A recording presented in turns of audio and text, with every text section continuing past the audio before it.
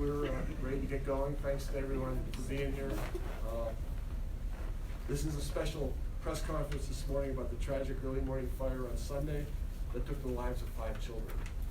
First and foremost, I want to let the families involved know that our hearts go out to you.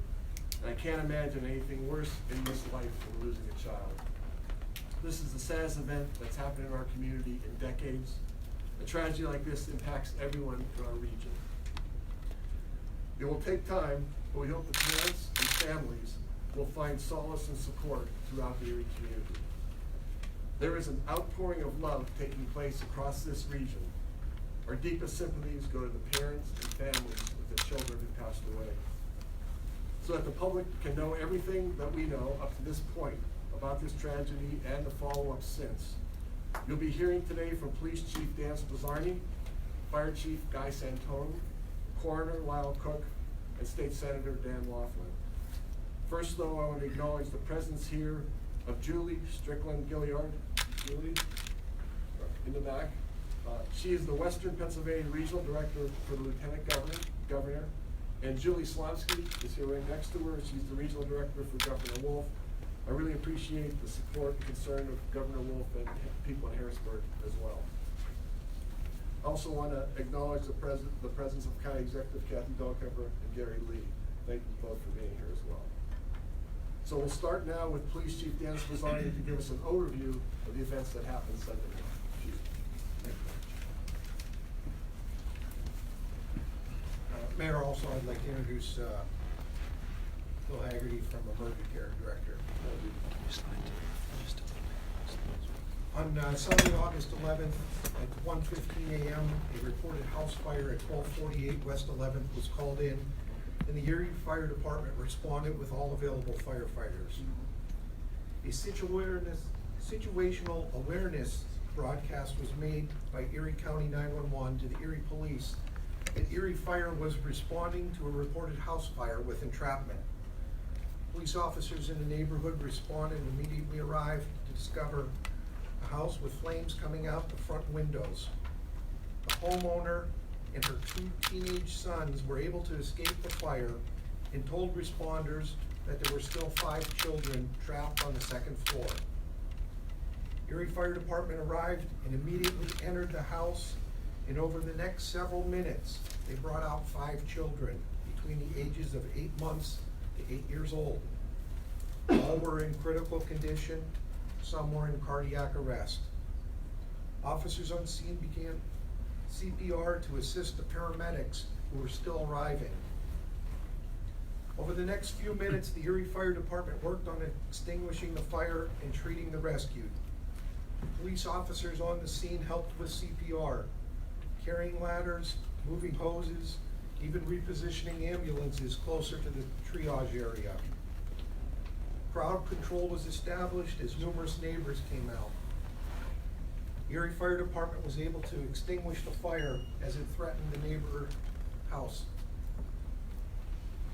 A police officer transported a non-life-threatening patient to UPMC's Hammett in his police car, while another police officer and another firefighter drove ambulances so that the EMTs could assist the paramedics in the rescue attempt.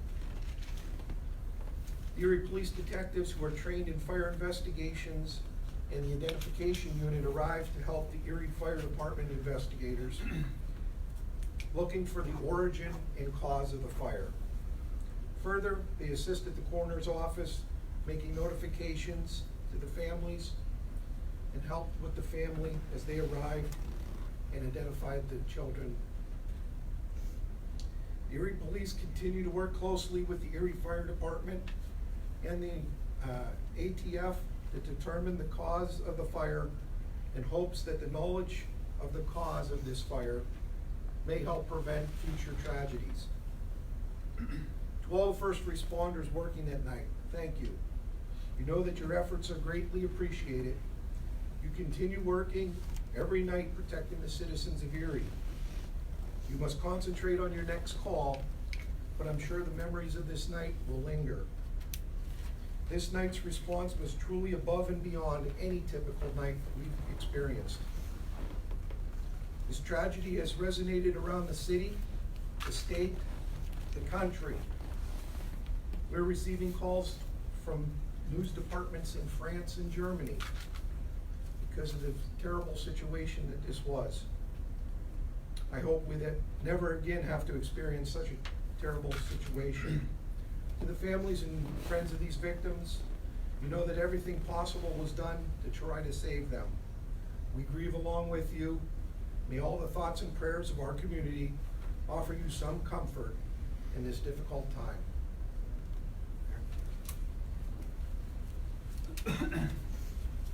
Thank you, Chief Spessardi. Now I will call on Chief Guy Santone to give us an update on the investigation today. Chief Santone. Thank you, Mayor. First thing I want to do is I want to recognize all the different agencies that were involved. Obviously, my guys and girls, Erie Fire Department, Erie Police Department, emergency care, all the dispatchers who are up at 911, and obviously all the personnel down at Hammett that did whatever they could do. I'd like everybody to look to your left and to the back. These are the firefighters that have tried to save the babies at night. Sean, Kyle, Chuck, Dick, Greg, Lenny in the back. These are the guys that went in that building to try to save those people.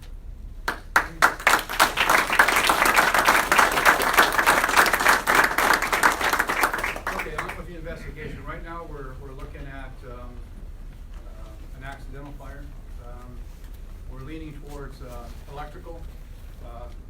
Chief Fire Inspector John Madomsky in the back, giving us crew who worked very hard to pinpoint this. We took all the evidence from the electrical cords and we had them shipped out to have an expert examine them to make sure that is or is not the cause of the fire. One of the things I really want to talk about today is the lack of smoke detectors. There is a loophole. There's a lot of talk about why there wasn't smoke detectors and why it wasn't investigated and inspected. I'd like to touch on that. There was a loophole back in any child care facility prior to 2004 didn't have to register with the city. They registered with the state. And the state hires or has DHS, Department of Human Services, they do the inspections. We were not aware there was a family daycare there. And there's one loophole. The second loophole is that when they do their inspections, they don't inspect for smoke detectors. They don't inspect for fire extinguishers. They inspect for things like cleanliness, making sure that there's nothing laying around that a child can choke on, things of that nature. And that has to stop. I called Senator Laughlin yesterday, and we talked about how we can change this. Any facility after 2004, they have to register with the city. Then we get involved. We go in and we inspect and make sure that they have the proper stuff. But we want to come up with a solution to make it so that every facility in the city. And I talked to DHS yesterday, and I talked to the representative, and I told her, I says, we can't do this. We need to know, because one of the other things that really irked me was the fact that they don't have to notify the local city. We don't even know where a lot of these are. They're not required to tell us. I told her, I said, by the end of the day, I want a list of all the addresses that are in this city. And they came through, they gave them to us yesterday afternoon. So we're working up a plan. Erie Fire, Code Enforcement, will probably get with the Solicitor's Office and create a ordinance that requires, and we'll get with DHS too, in the state.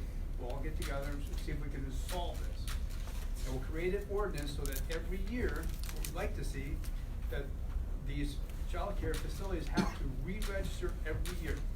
That way, every year, we send our fire inspectors out there and they check to make sure that smoke detectors are there and they work.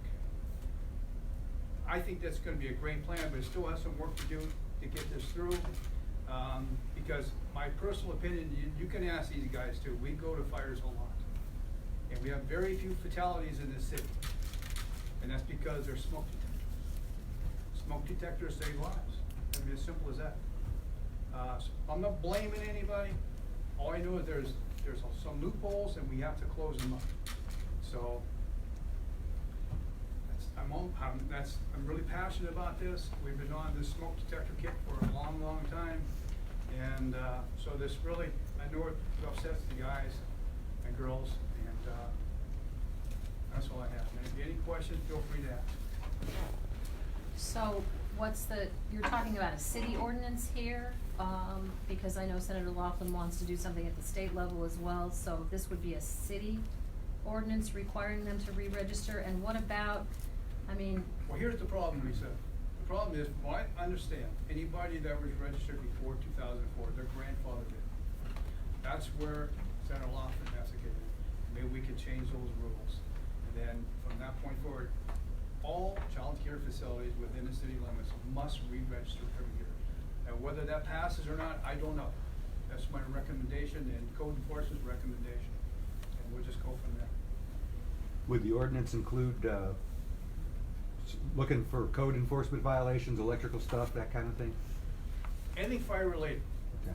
Okay, right now, there's nothing fire related being done on the inspections. So, and obviously, we all know that smoke detectors save lives, and that's what we're concerned about. Chief, I know you were kind of talking about, do you know how many of these daycares there are within the city? Well, we got a list today, and John looked at the list, there's 40? Maybe 40 or so. 40 or so. And we haven't time to go through them all to see how many we know about and don't know about. But we're gonna close that gap, I promise you that. And this is unacceptable, this just can't go on anymore like this. and those are 40 that have sought licenses, there could be more that are operating in an unlicensed Yeah, fashion? we don't know, I mean, that's what we're gonna try to find out. To me, this is could have been prevented. You said you sent the cords out for an expert to look at. Where were those sent? Pardon me? Where were for the examination for the cords for the expert? Where was that? I believe down for ATF down in Philadelphia, or Maryland, I'm sorry. They'll examine, like, it's an electrical engineer, he'll examine all the wiring, he can determine whether or not that sparked the fire. Can you speak to, I know we talked about this over the weekend, to where the babies were in the house with regard to the other adults? Because I think everyone is wondering if the two adolescents and one adult who were in the house could get out of the house, how is it that they couldn't have carried a baby with them? I can't speak for that, all I know is from what I heard, is that two of the older boys upstairs, they heard the smoke detector in the attic. But by the time he heard it, the place was already filled with smoke. And he called for his mother, and I'm just assuming on this one, she went downstairs to investigate, and probably was overcome and then panicked and took off through the front door. I can't get into their head and explain that. But everybody was in that second floor area. There was 4 bedrooms up there, guys? 4 bedrooms. Do you know how many people were living there at the time? I've heard a couple different numbers. Well, we're hearing 8. I mean, there was the 2 boys that got out. They jumped through the the bedroom window, got onto the porch, and they suffered some minor injuries due to cuts. There were the 5 babies, and then the owner. Another woman was outside today in her car who said she lives there. Another gentleman came up to the house that night and said it was his crib. So that woman said she's a sister of the 2 boys that escaped and that they're staying with her. So was there another family living in the house? And aren't most multifamily houses, don't they have to have code inspections and? From what I said, this wasn't a rental. She owned this house, so she doesn't fall under that program. As far as anybody else living in the house, I'm not aware of that. They weren't there that night. We'll have time for more questions at the end of the press conference if we could just keep moving for now, get leadership to the end. Thank you. Thank you, Chief. Thank you. Also want to thank Kathy Shaw from Liz Allen from City Council for being here. And I know the 2 of you are hearing a lot of this for the first time, but we'll be talking about it in a lot of detail going forward. Next, I'd like to invite up County Coroner Lyle Cook to present his findings.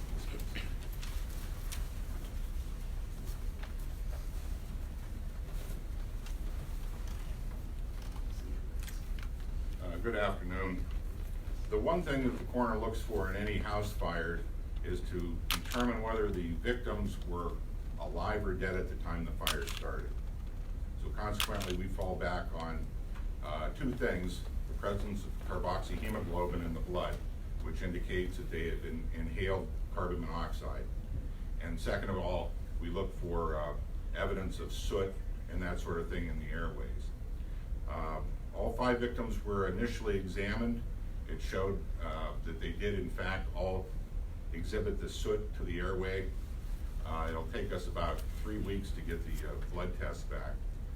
But at that point, we waited until we heard from the investigators as to whether or not there was any credible evidence of foul play. And at this point, we don't believe that there is. Hence, I did not order autopsies on any of the children. The remains will be released to the funeral home later on this afternoon. And we'll fall back on the carboxyhemoglobin, the blood tests, as we do with all fire deaths. Are there any questions? So the deaths were due largely to smoke inhalation? And carbon monoxide poisoning and smoke inhalation. Yes. Thank you, Mayor. Also want to acknowledge Curtis Jones from City Council, who I didn't see this guy, as well as Teresa Stankevich, who's here, I believe, too. Oh, there she is. You moved. Thank you, Coroner Cook. Next, I'd like to invite up Senator Dan Laughlin, who will discuss a co-sponsored memo he introduced this morning to the state legislature to address this. Senator.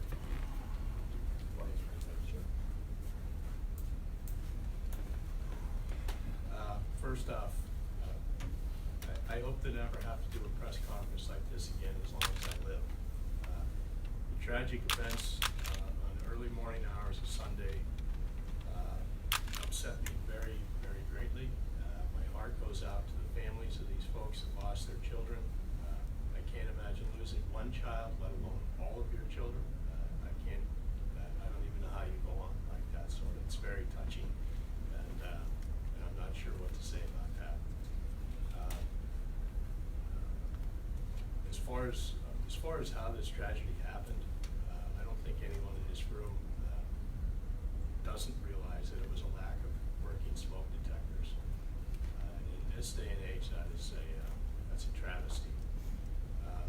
There's different reasons that happened.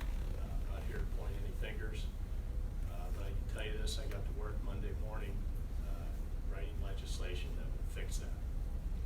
Because I know you've all heard this before, press conferences after a tragedy, that this can't happen again. But unfortunately, it can happen again because there's thousands of these home daycares across the state of Pennsylvania that are unprotected right now, at least as far as we know.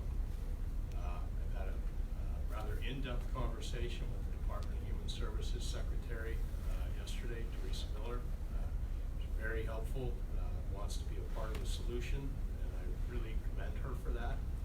I know the governor's office wants to be part of the solution as well, and we all welcome that as well. I wrote legislation.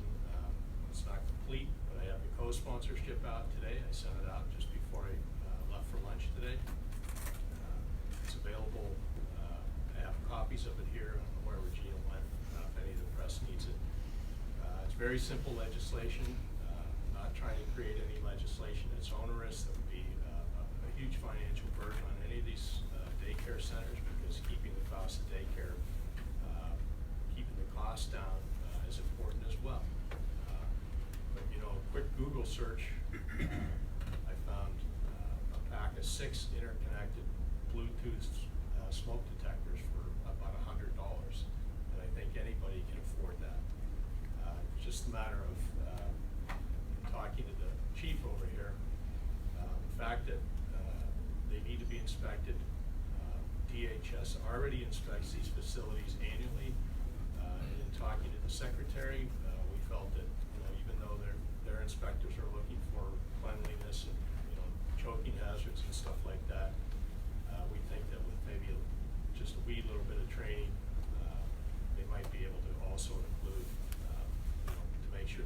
working smoke detectors in there.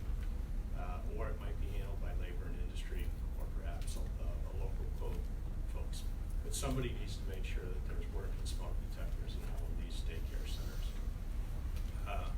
That's really about all I have today. I think that in talking to some of my senators, this would be bipartisan legislation that I think we will be able to get passed and done and over to the House very quickly. I don't think anybody wants to see anything like this ever again. So, Mayor, thank you for having me to your press conference. Thank you, Senator Laughlin. Next, I want to make everyone aware of 6 funds that have been set up to help those who have been directly affected by this tragedy. First, today is ERIE Gives Day. The Hammett Health Foundation will donate 100% of the funds they raise today. ERIE Give Day continues till 8 p.m. tonight. As of 1:45, 334 individuals have donated $25,774 to help these families.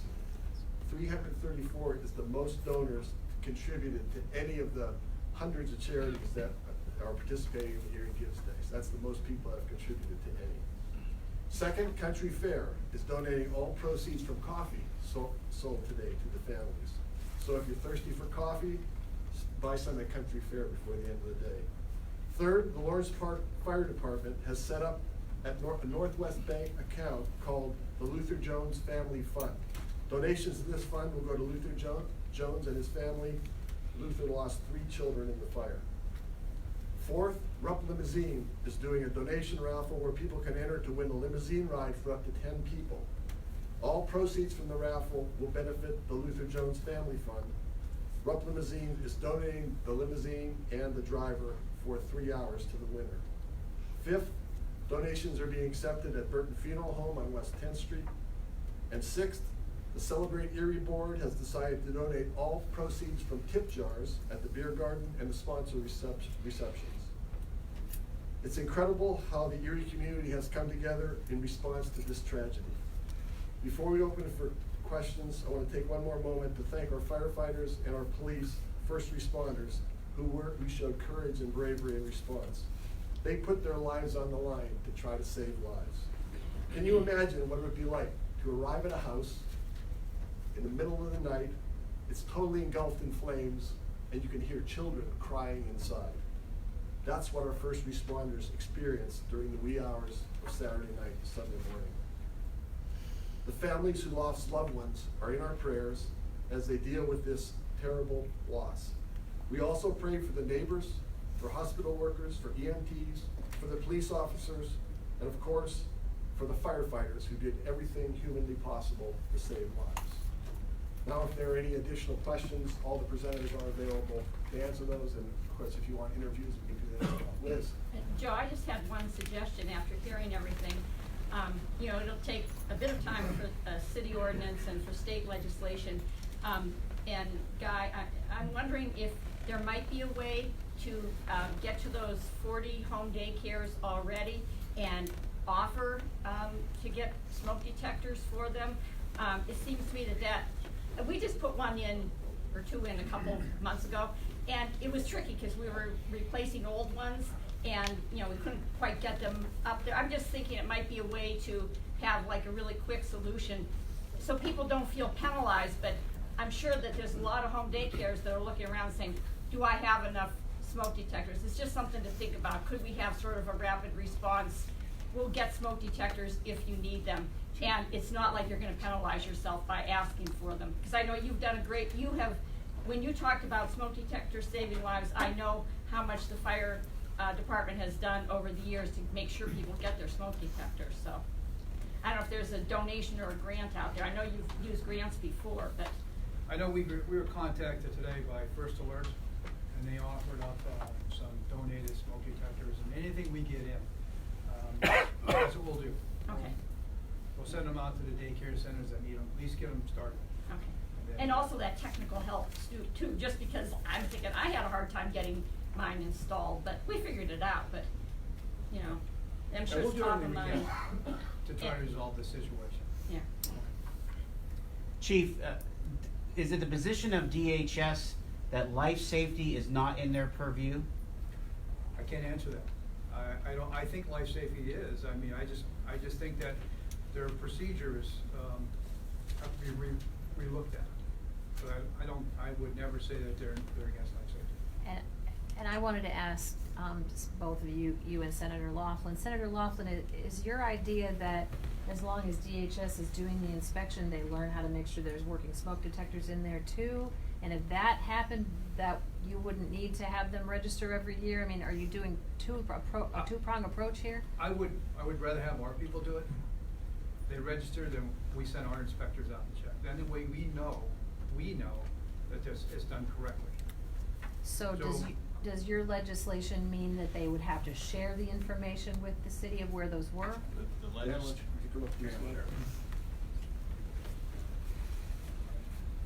Currently, the legislation that I'm working on, Lisa, would have DHS do it while they're there. I realize there might be a little bit of training involved for their folks to make sure that they understand what we're looking for in a smoke detector system, that's all. But, you know, from my standpoint, if the chief's guys are doing it within the city, I'm totally okay with that. It's just somebody needs to be doing it. I mean, they can let us know when they're gonna do these inspections, contact our office, we make arrangements, but we can know. That works in a municipality that has people, I mean, would you, like, I mean, you're talking about solving this statewide, you're Right. talking about solving it in the city. Right. It's the same goal, but just a different tactic. In my, sorry, I'll get in front of the mics here. In my opinion, Lisa, the statewide fix would be to have DHS do it while they're right in there inspecting anyway. It seems like the most efficient way to go. I think everybody in the room here has tested their own smoke detectors at their house. You know, press the test button, it beeps, it's probably okay. So I don't think it would take much more than a one-page handout to give them the guidelines that they would need. So I'm making the assumption that DHS can handle it. As long as they let us know. But you'd have to have the teeth to say you're gonna be shut down if you don't have working smoke detectors? Those are details we're gonna work out. I mean, we can't answer those right now, but when we get together, we'll work all this out. Right. I mean, we'll make it so that it's gonna work. I promise you. And I intend to have input from Chief Santone as well. At this time, is it known if a church or some other form of place was trying to also create a daycare in order to assist with these people? Like a church created Yeah, daycare? yeah. Well, they would have to register with the city. And that we will know. Yeah, in recent history. In recent history, has a church tried to? I'm sure they have, yes, yeah. Chief, if I may, there was a St. John's AME church out on East 11th Street, I believe, and I was speaking with the building inspector this morning. The woman who had the daycare on West 11th did apply for a permit to run a daycare, but it was in the basement of the church, which according to fire code, the children being of the age they were would not be able to operate one in a basement. See, with the register with us, there's a lot of restrictions, and we make sure that they follow the code completely. It's the ones that we don't know about, that we wanna get our hands on. Chief, I was gonna ask, I know it's obviously a very terrible tragedy. Is there any counseling services or anything being offered to some of the guys that have had to deal with this? I'm glad you brought that up. We started a program a couple of years ago. It's a peer review group. We have a couple of firefighters that have psychology backgrounds. And they recruited a number of firefighters, and some of them are here today. And union paid to send them to classes so that they are well-trained in critical incident stress. And they're gathering all their forces now, and we're setting up meetings with all the people that were involved and having a debriefing. I don't wanna get into the details, but it's an excellent group, and obviously if there is an issue, if there is, and it goes beyond that, we have other resources that we can tap into to have people talk to. If there's no other questions, and if you want to interview anyone that presented, you're welcome to do that. just as a reminder, where is it known where the fire generated from? Yeah, the fire generated in the first floor, front of the building, in the living room, by the couch. What we determined is that there, and I want to, like to speak on this real quick, how important it is to, and we speak about this all the time about, extension cords. You know, extension cords have a place, but you have to follow the manufacturer's recommendation. You can't overload these extension cords. People have extension cords plugged to an extension cord to another extension cord, then have a strip, and you have all these different appliances, different items plugged into it. It may work for a week, may work for a year, may work for 5 years, but it's gonna fail, okay? It's gonna fail. We go to fires like this all the time. There's faulty, extension cords. I implore people to pay attention when you have extension cords. You just read the manufacturer's recommendation and you should be fine.